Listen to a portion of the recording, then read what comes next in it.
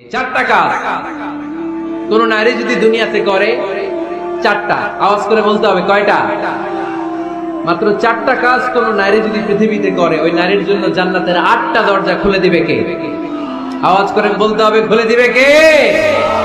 বিশ্বনবী বলেন, আল মারআতু ইযা সাল্লাত খামসাহা, কোন নারী যদি 5 ওয়াক্ত সালাত পড়ে, সামাত শাহরাহা, রমাদানের রোজা রাখে, আতাআত বালাহা, স্বামীর আনুগত্য করে, হাফিজাত ফুরুজাহা, লজ্জাস্থানের হেফাজত করে, এই চারটা কাজ যদি কোন নারী দুনিয়ার বুকে করে, জান্নাতের 8টা দরজা তাদের জন্য খুলে দিবে কে?